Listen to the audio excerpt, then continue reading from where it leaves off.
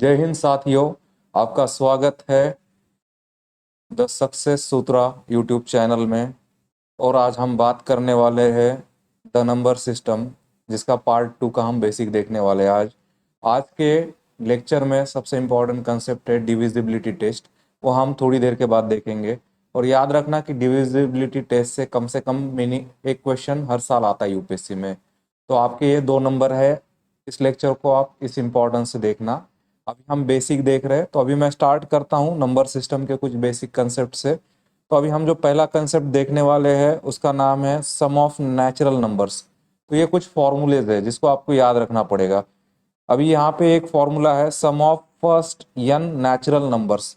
आप समझ लीजिए कि नेचुरल नंबर कहाँ से चालू होता है। आप समझ लीजिए कि अगर हम 1 से चालू कर रहे हैं, 1 2 3 अप टू n, ये इनका सबका एडिशन करना है आपको, या इसकी जो एडिशन आप कर रहे हो तो उसका फॉर्मूला बनता है आपका ये। तो ये आपको याद रखना है। फॉर्मूला क्या है? ऊपर n ब्रैकेट में n+1 डिवाइडेड बाय 2। तो अब हम क्या करते हैं, इस फॉर्मूला के ऊपर एक हम एग्जांपल ले लेते हैं ताकि आप इसको कैलकुलेट कैसे करना है आप इसको समझ जाएंगे। अभी हम जो देख रहे हैं इसमें वैल्यूज दिए 1 2 3 अप टू 20।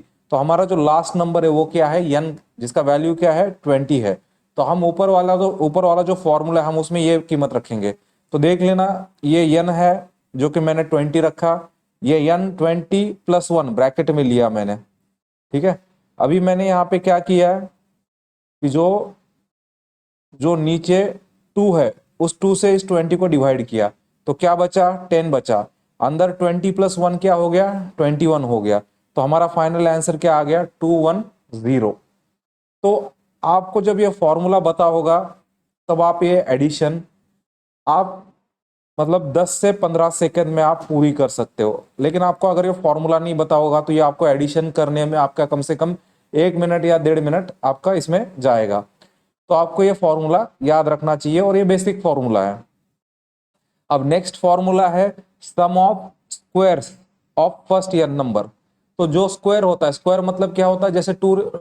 जैसे 2 का स्क्वायर क्या होता है? 4 होता है। तो ऐसे जब आपको स्क्वायर का एडिशन करना है, जो फर्स्ट n नंबर्स है उनका हम एडिशन कैसे करेंगे, तो इसका भी फॉर्मूला रेडीमेड है। तो आपको इसमें क्या करना है, इसमें आपको ऐसे दिया जाएगा 1 square plus 2 square plus 3 square up to n square. तो आपको इसमें फॉर्मूला याद रखना है। तो फॉर्मूला क्या बनता है? यहाँ पे आपका ऊपर n है, फिर ब्रैकेट में n+1 है और यहाँ पे 2n+1 है। तो ये जो ब्रैकेट होता है इसका मीनिंग मल्टीप्लीकेशन होता है, और डिवाइडेड बाय क्या है? 6 है। तो आपको ये भी फॉर्मूला याद रखना है। देखो ये फॉर्मूले यहाँ पे मैथ में कुछ रेडीमेड फॉर्मूले आते हैं जो आपको बता होंगे, तो आप जो प्रॉब्लम है उसको आप बहुत कम समय में आप सॉल्व कर पाओगे। तो अभी हम इसके रिगार्डिंग एक एग्जांपल देखते हैं। हम सिमिलर टाइप का एक एग्जांपल बना लेते हैं। अभी मैं इसी को चालू कर रहा हूँ 1 से और इसका आखिरी वैल्यू ले रहा हूँ मैं 20। तो यहाँ पे मेरा n का वैल्यू क्या हो गया? 20 हो गया। तो मैं इसी फॉर्मूला में वैल्यू रखूंगा। देखो पहला वैल्यू मैंने 20 रखा, दूसरा वैल्यू मैं यहाँ पे क्या रख रहा हूँ? जो n+1 है ये 20+1 आएगा। फिर ये 2n+1 है तो मैं क्या लिख रहा हूँ? 2 इंटू 20+1 लिख रहा हूँ। देखो नीचे 6 है, तो सबसे पहले मैं क्या करूंगा? इसको 2 से डिवाइड करूंगा तो यहाँ 3 बचेगा, और इसको 2 से डिवाइड करूंगा यहाँ 10 बचेगा। तो ये 10 मैंने यहाँ लिखा है, ये नीचे 3 लिखा है। ये 20+1 का मैंने एडिशन कर दिया 21, और ये अंदर क्या हुआ? ये 2 इंटू 20 क्या हो गया? 40 हो गया, और ये 1 ऐसे का ऐसा मैंने यहाँ पे लिख लिया है। अब मैं यहाँ पे क्या करूंगा? ये 10 एज इट इज लिखा, ठीक है। अब मैं यहाँ पे क्या करूंगा? 10 को मैंने एज इट इज लिखा। अब यहाँ पे जो 10 एज इट इज यहाँ पे आया, अब ये 3 है, 3 से मैं 21 को डिवाइड करूंगा तो क्या आएगा? यहाँ पे 7 आएगा। और उसी तरीके से ये 40+1 है तो ये हो जाएगा 41। तो मैं इसको एज इट इज नीचे लिख लूंगा। तो अब ये 10 इंटू 7 70 हो गया, 41 का 41 एज इट इज। अब मैं इसको मल्टीप्लाई कर लेता हूँ। तो अब जब मैं इसको मल्टीप्लाई करूंगा तो सबसे पहले मैं 0 एज इट इज लिख लूंगा, फिर 7 से मल्टीप्लाई करूंगा 7, और ये 7 इंटू 4 28। तो ये आपका आंसर बन जाएगा। देखो जब आपको फॉर्मूला भी मालूम है तभी भी आपको क्या हो रहा है कि आपका इसमें भी ज्यादा लग रहा है, क्योंकि ये थोड़ा सा लेंदी कैलकुलेशन है। तो जब आपको फॉर्मूला नहीं मालूम होगा तो या तो ये प्रॉब्लम आप गलत करोगे या तो आप अटेम्प्ट नहीं करोगे, या आपका बहुत ज्यादा टाइम वेस्ट होगा। तो आपको ये फॉर्मूला याद रखना होगा। यहाँ पे हम सिमिलरली एक नया चीज देख रहे हैं, मतलब अगला कंसेप्ट वो है सम ऑफ क्यूब्स। क्यूब्स मतलब क्या होता है? जो भी नंबर दिया उसका पावर 3 हो जाता है। तो तो अभी हम यहाँ पे देख रहे हैं वन, अभी हम यहाँ पे एग्जांपल ले रहे हैं 1 cube plus 2 cube plus 3 cube plus n cube. तो इसका फॉर्मूला बनता है, अंदर देखो ब्रैकेट में लिखा है n, अंदर है n प्लस 1 डिवाइडेड बाय 2। देखो ये जो फॉर्मूला था हमारा पहले वाला formula, sum of n numbers, sum of first n natural numbers, हमने क्या किया, यही फॉर्मूला वहां पे ब्रैकेट में लिखा है। लेकिन यहाँ मेन क्या आपको याद रखना है, यहाँ पे क्यूब में हमने उस फॉर्मूला का क्या किया है, उसको ब्रैकेट में लिख के उस ब्रैकेट का स्क्वायर लिया है। तो ये आपको याद रखना पड़ेगा। तो ये दोनों फॉर्मूले आप आराम से याद रख पाओगे। जब आपको यहाँ बस ये याद रखना है कि जब हम क्यूब का एडिशन करते हैं तो यहाँ पे ऊपर स्क्वायर हो जाता है। तो अभी हम सेम प्रॉब्लम ले लेंगे, सॉरी यहाँ पे मेरे से गलती हुई है यहाँ पे लिखने में, तो यहाँ पे मेरे से गलती क्या हुई है, यहाँ पे पावर 3 होना चाहिए, ठीक है ऊपर, तो मैंने यहाँ नीचे करेक्ट कर दिया है। 1 cube plus 2 cube plus 3 cube up to 20 का क्यूब है, इनका एडिशन क्या, देखो यही फॉर्मूला मैं यूज कर रहा हूँ। n की वैल्यू क्या है, 20 है, n प्लस 1 20 प्लस 1, ठीक है, डिवाइडेड बाय 2 और ये ऊपर स्क्वायर। अब मैं यहाँ पे क्या कर रहा हूँ, अब ये जो 20 है इसको मैं डिवाइड कर दिया 2 से, तो आ गया 10, और ये 20 प्लस 1 क्या हो गया, 21 हो गया। तो अब मैं क्या कर रहा हूँ, इनका अलग अलग स्क्वायर कर रहा हूँ। देखो 10 का स्क्वायर मुझे मालूम है 100 होता है, और 21 का स्क्वायर मैं निकाल सकता हूँ आराम से, तो उसका हो जाएगा 441। अगर मैं इनका मल्टीप्लीकेशन कर दूंगा और फिर स्क्वायर बनाने जाऊंगा तो और मुश्किल होगा। तो ये फाइनल ये आ गया आपका आंसर 44100। तो आप ये देख लेना, देखो कुछ जगह पे आपको है ना थोड़ा सा आपका बेसिक जो कैलकुलेशन होता है वो भी आपको यूज करना चाहिए। अभी कल हमने प्राइम नंबर देखा था, तो अब मैंने प्राइम नंबर के रिगार्डिंग जो भी कंसेप्ट है उसको मैंने जानबूझ के यहाँ पे भी वापस से लिया है। तो देखो यहाँ पे मैंने प्राइम नंबर का कुछ प्रॉपर्टीज लिया है, तो अभी हम अभी हम यहाँ पे प्राइम नंबर का कुछ प्रॉपर्टीज फिर से देख रहे हैं। तो आप ये देख लेना कि यहाँ पे जो प्राइम नंबर का प्रॉपर्टीज लिया है, देखो सबसे पहला तो ये है कि जितने भी प्राइम नंबर होते हैं सारे के सारे पॉजिटिव होते हैं, ये आपको याद रखना है, प्राइम नंबर हमेशा पॉजिटिव होगा। दूसरा जो जीरो है, zero is not prime number, तो ये आपको याद रखना पड़ेगा, जीरो कोई प्राइम नंबर नहीं है। प्राइम नंबर कौन है, सारे पॉजिटिव। और प्राइम नंबर का डेफिनेशन क्या होता है, जिस नंबर के केवल 2 फैक्टर होते हैं, पहला फैक्टर जिसका गिरता है 1 और दूसरा क्या होता है वो खुद फैक्टर होता है, मतलब इटसेल्फ, जिसके 2 ही फैक्टर गिरते हैं हम उसको प्राइम बोलते हैं। पहला फैक्टर 1 होगा और दूसरा फैक्टर वो खुद होगा, तो हम उसको प्राइम बोलते हैं। तो अब सिंपल है, जीरो का कोई फैक्टर गिरता है क्या, नहीं, तो zero is not prime number. और मेन ये है कि सारे के सारे पॉजिटिव नंबर क्या है, आपके प्राइम नंबर है।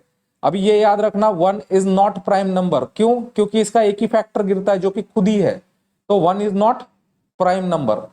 अभी नेक्स्ट आपको याद रखना है 2 इज ओनली इवन प्राइम, क्योंकि 2 के आगे जितने भी इवन नंबर होंगे वो सबको 2 डिवाइड करता है, इस वजह से वो प्राइम नंबर नहीं बन सकते। तो आपको याद रखना है 2 is only even prime number. Next है लोएस्ट ऑड प्राइम, सबसे छोटा ऑड प्राइम। ऑड प्राइम कौन है, देखो 1 तो प्राइम नहीं है, ठीक है, अब 1 के आगे वाला ऑड नंबर कौन आता है, 3 आता है। तो नेक्स्ट मतलब lowest odd prime number is 3, तो ये भी आपको याद रखना है। देखो यहाँ पे आपको याद रखना है 0 प्राइम नहीं है, 1 प्राइम नहीं है, 2 लोएस्ट इवन प्राइम नंबर या ओनली इवन प्राइम नंबर है, और 3 क्या है आपका लोएस्ट ऑड प्राइम नंबर है। आपको ये भी याद रखना है जो बड़े प्राइम नंबर होंगे,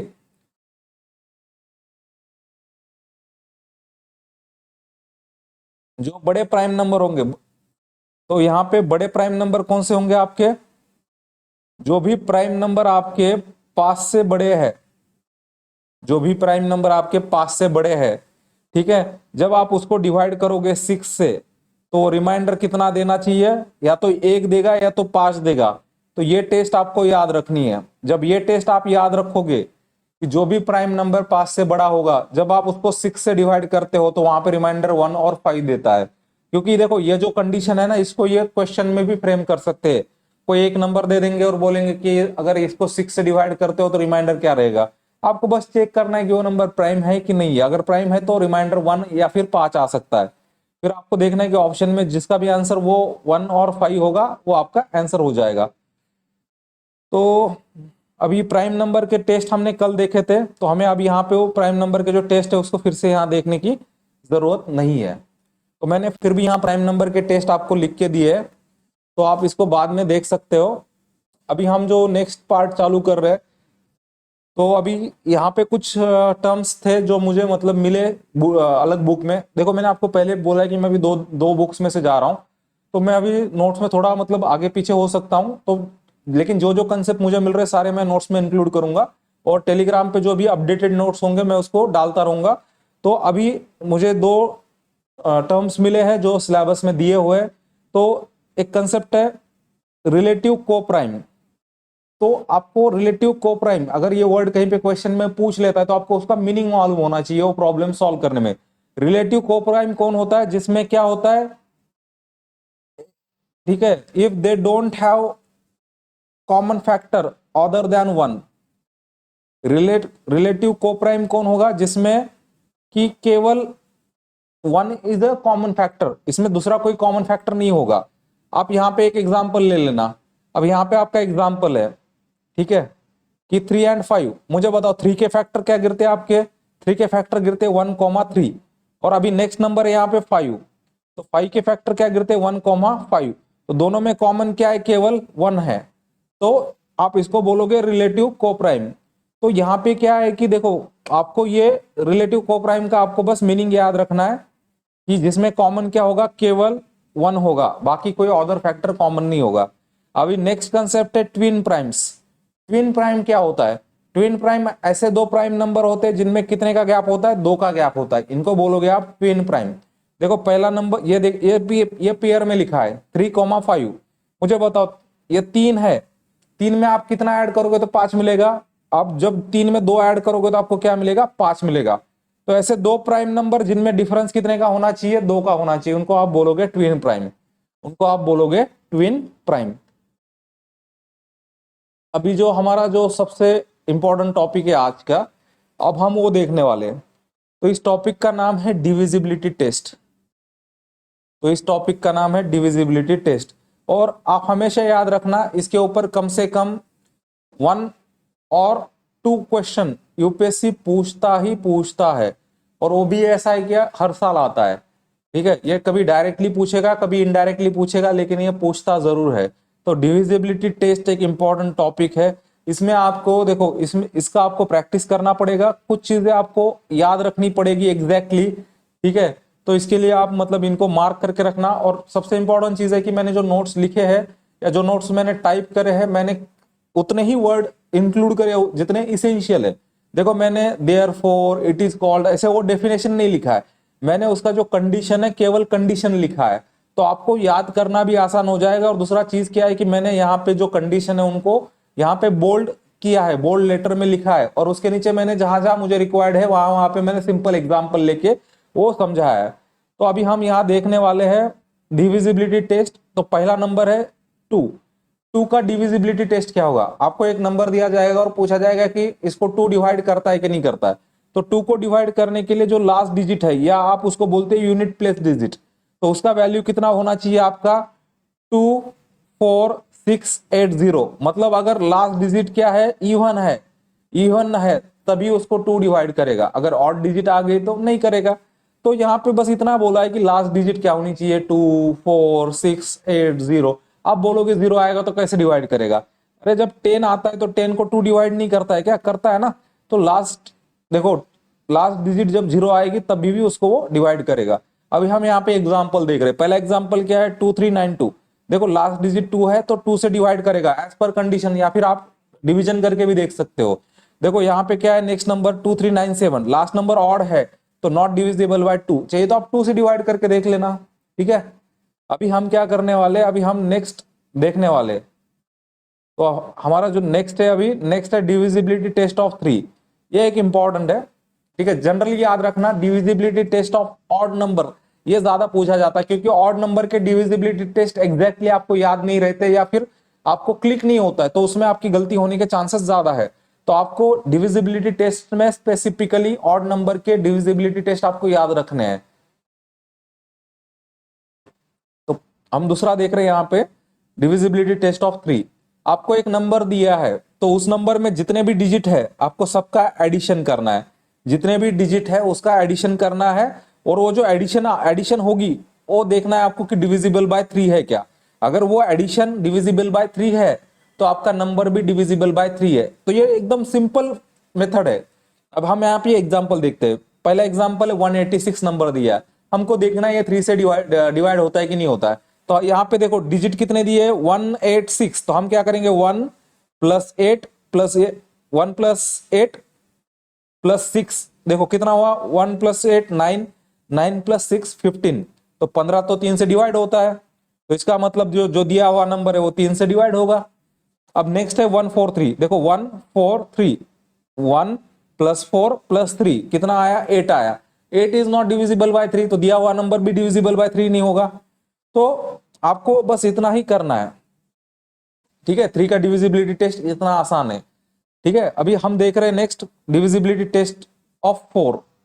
इसमें आपको याद रखना है, ये देखो जहां पे मैंने लिखा है ना लास्ट, ठीक है, उसके बाद क्या लिखा है यहाँ पे main word last 2 digits of number are divisible by 4। अगर आखिरी के 2 नंबर 4 से डिवाइड होते हैं तो पूरा का पूरा नंबर भी 4 से डिवाइड हो जाएगा, या फिर आखिरी के 2 नंबर 0 है तभी भी वो 4 से डिवाइड हो जाएगा।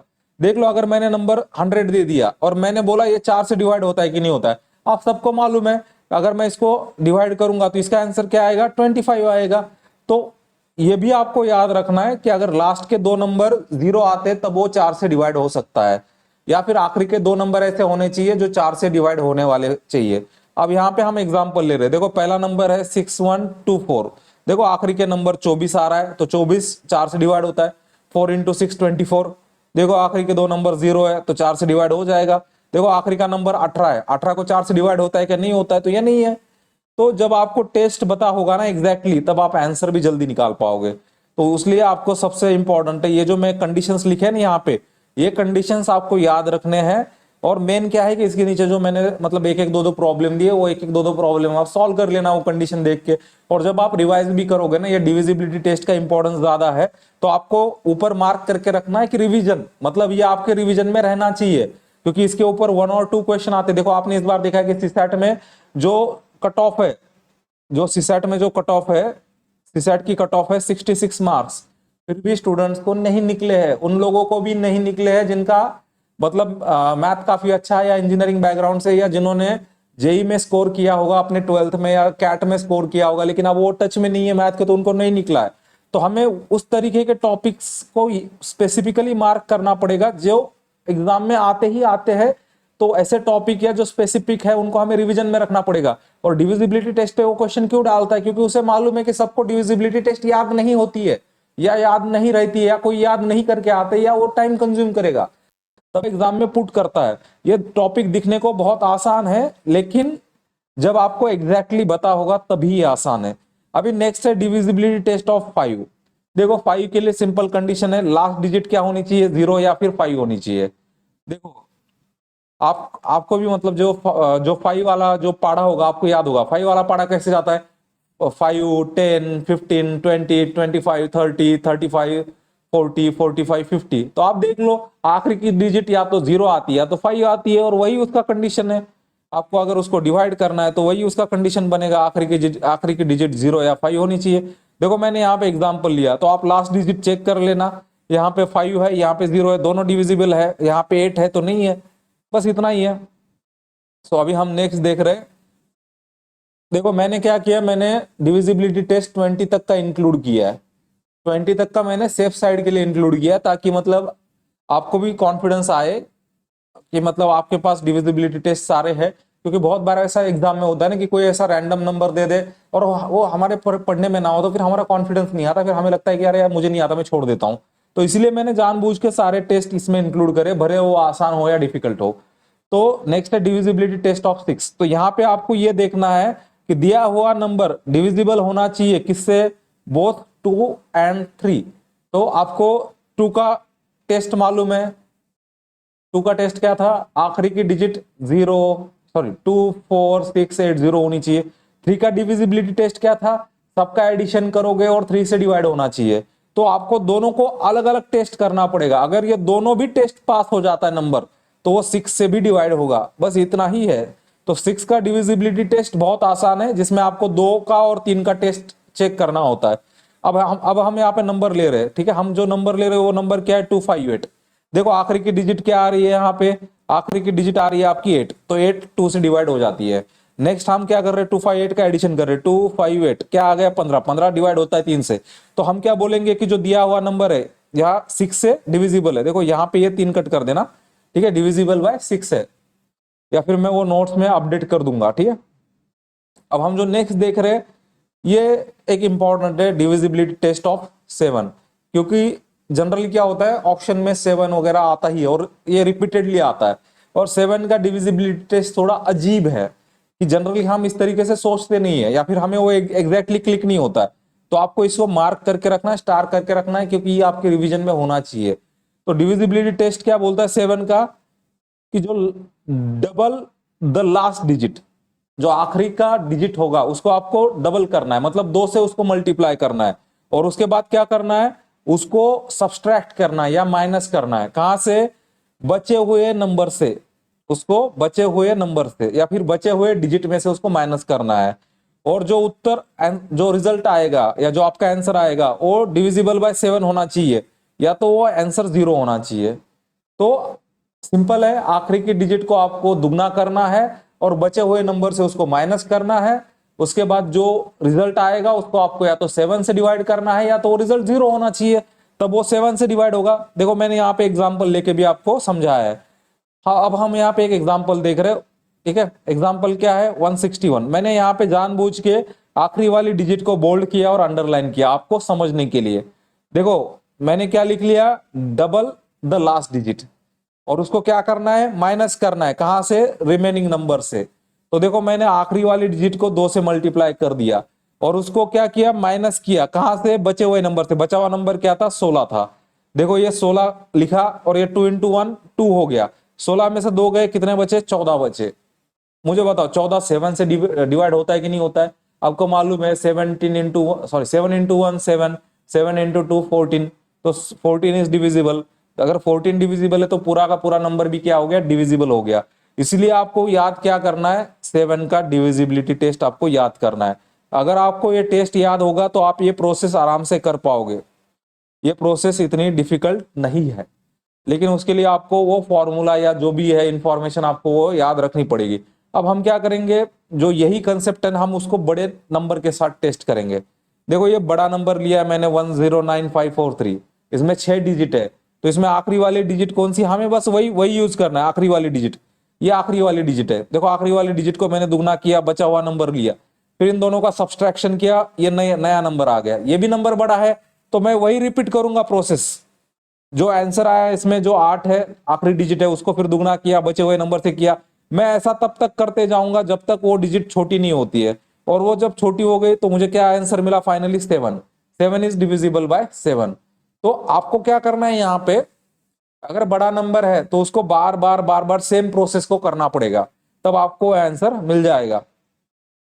या फिर आपको लगता है कि आपका जो डिवीजन का मेथड है, जो हम नॉर्मल मेथड यूज करते डायरेक्टली, मतलब उसको डिवाइड करना नंबर को दिए हुए, अगर वो आपका फास्ट है तो आप उस मेथड से कर सकते हो। अगर आपका वो फास्ट नहीं है तो आप इस मेथड से कर सकते हो।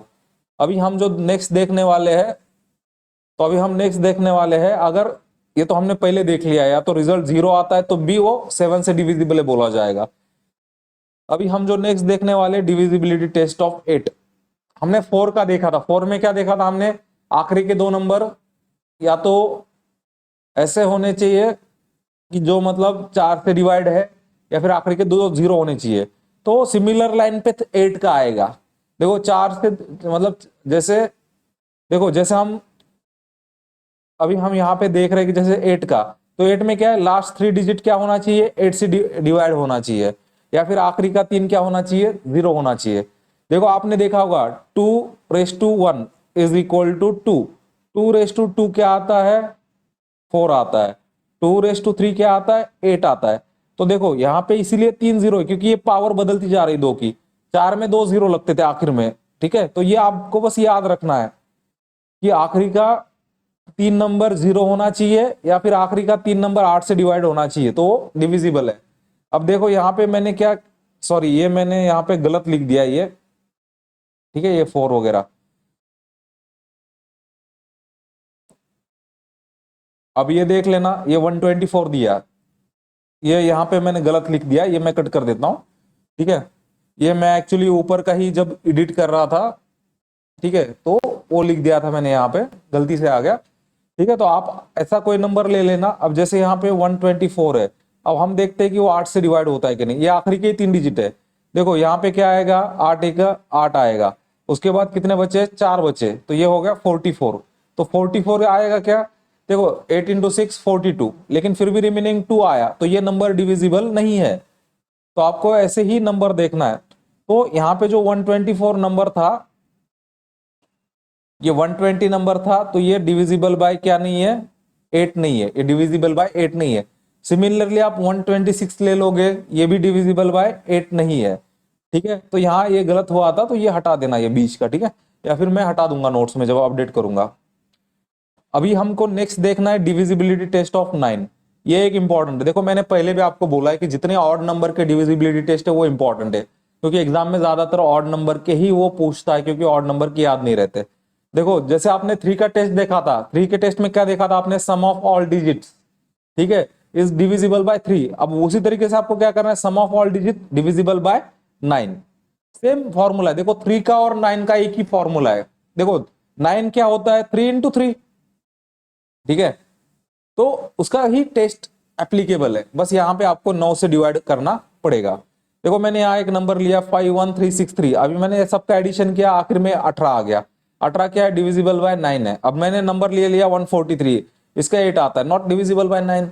तो और एक ये कंसेप्ट है, ये आपको बहुत सारे प्रॉब्लम सॉल्व करने में फायदा करेगी।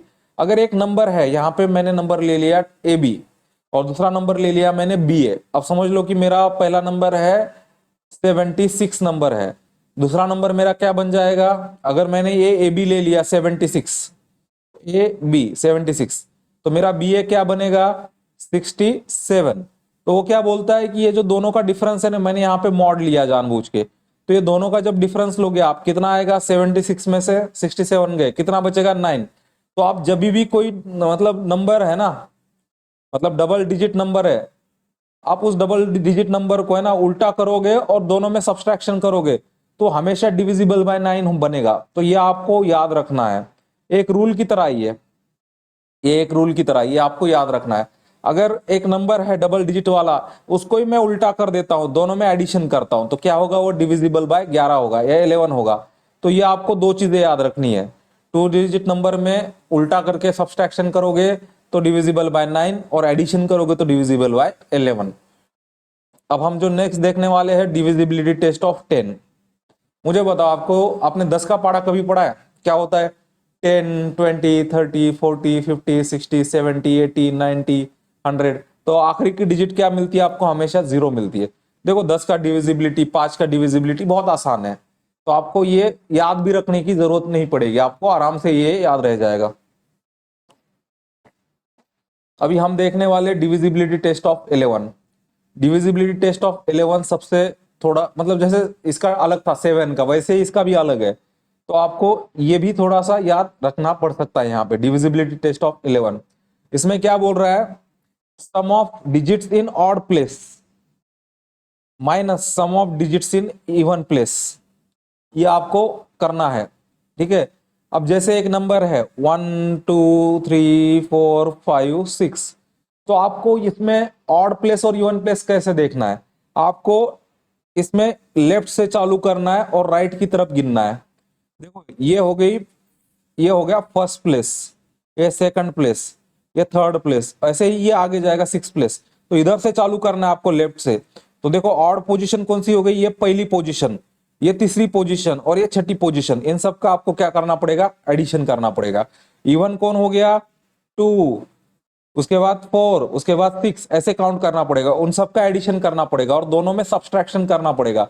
जब आप उनका सब्सट्रैक्शन करोगे तो एक रिजल्ट आएगा, और वो रिजल्ट क्या होना चाहिए, 11 से डिविजिबल होना चाहिए। अगर वो रिजल्ट 11 से डिविजिबल है तो पूरा का पूरा नंबर भी आपका 11 से डिविजिबल होगा। आपको समझने के लिए मैंने यहाँ पे क्या किया है, एक एग्जाम्पल लिया है। आपको समझने के लिए मैंने यहाँ पे एक एग्जाम्पल लिया, देखो मैंने यहाँ पे ये भी लिख के रखा है कि आपको लेफ्ट से राइट गिनना है पोजीशन।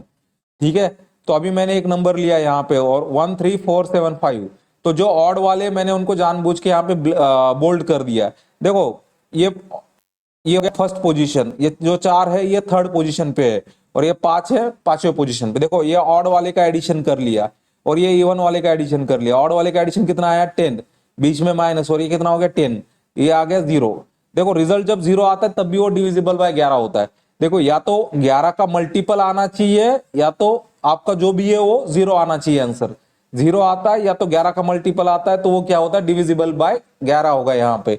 तो आपको ये सिंपल है, बस आपको ये प्रोसेस फॉलो करनी है। अगर आपने इसको 2-3 बार प्रैक्टिस कर लिया या इसको मतलब समझ के प्रैक्टिस किया तो आपको ये हमेशा के लिए याद रह जाएगा और आप आराम से इसका प्रॉब्लम सॉल्व कर पाओगे। अब नेक्स्ट है डिविजिबिलिटी टेस्ट ऑफ 12। जैसे आपने 6 का टेस्ट देखा था ना, वैसे 12 का टेस्ट आएगा। देखो इसमें क्या लिखा है, देखो यहाँ पे बोथ 3 एंड 4, ये आपको इंपॉर्टेंट है। 3 एंड 4 अगर 3 और 4 से डिविजिबल है तो 12 से भी डिविजिबल होगा।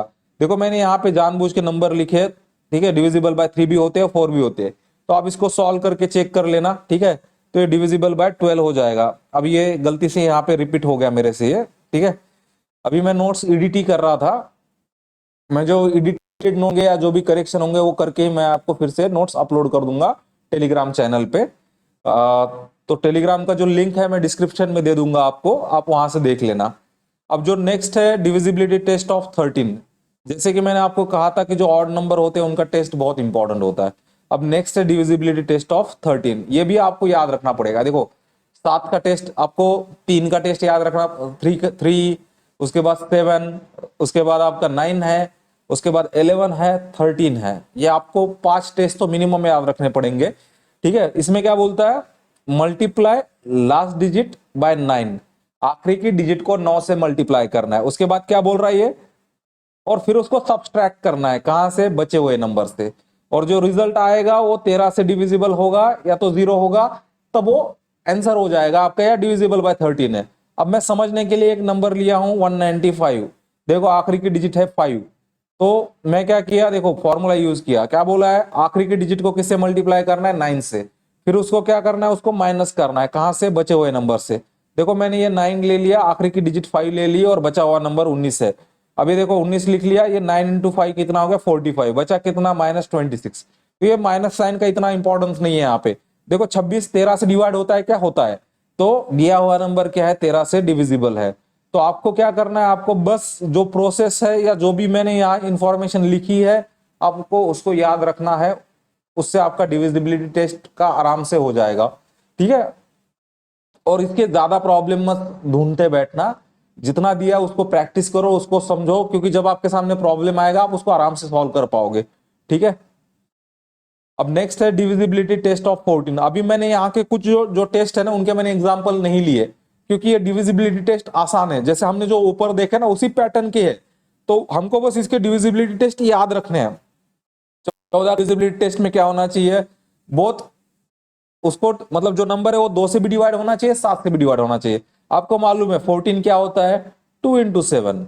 अगर 2 से डिवाइड होता है और 7 से भी डिवाइड होता है तब वो 14 से भी डिवाइड हो जाएगा।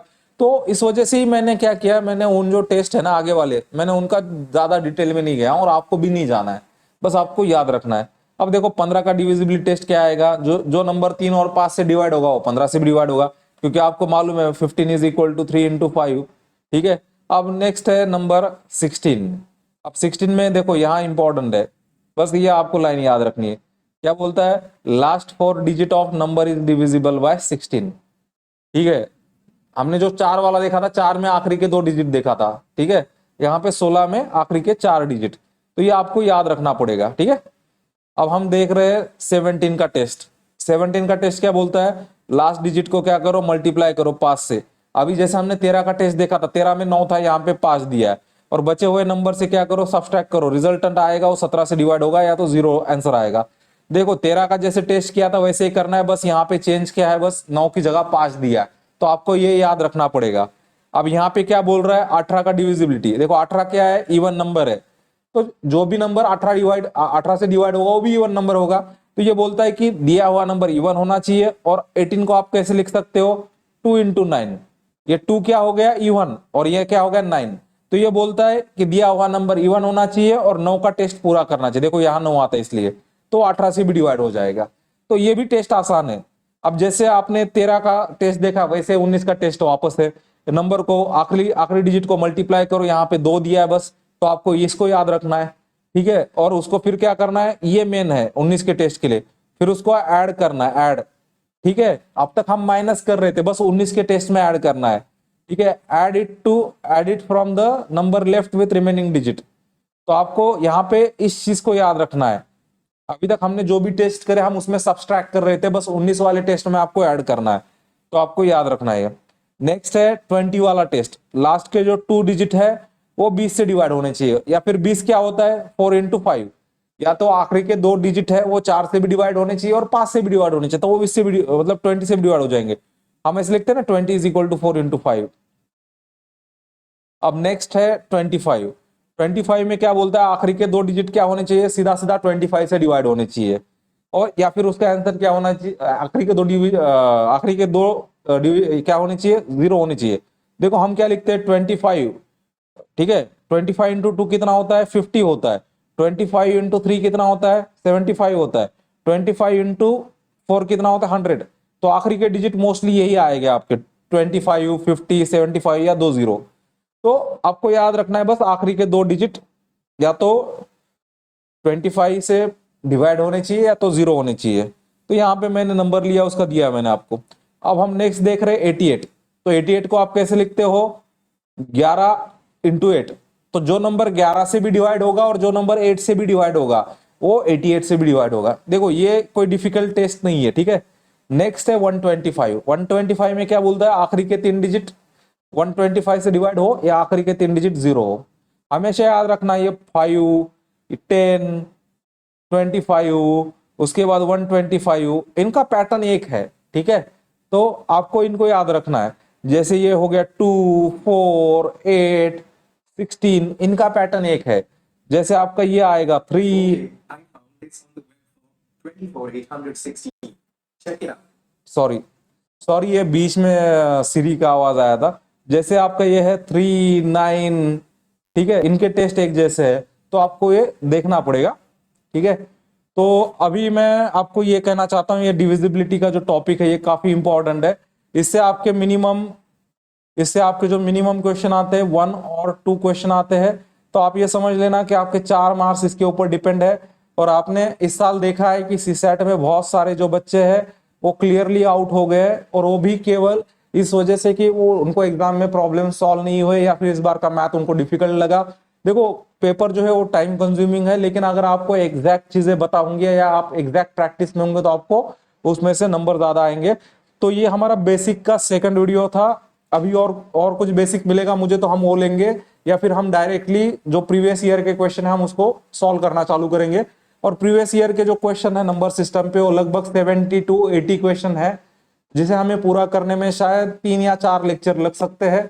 देखो अभी मैं वीडियो छोटी करने की कोशिश कर रहा हूँ, लेकिन ये जो है ना, मतलब जितना भी मैं कलेक्ट कर रहा हूँ वो बहुत मतलब स्पेसिफिक है, लेकिन बहुत कम है, लेकिन मुझे वो समझाने में ही टाइम उतना लग रहा है। तो आप ये कर लेना कि आप डेली इन चीजों को देख लेना, और मैं इसके जो नोट्स है वो प्रिंटेड फॉर्म में प्रोवाइड कर रहा हूँ, तो आपको इसमें लिखने में टाइम वेस्ट करने की जरूरत नहीं है।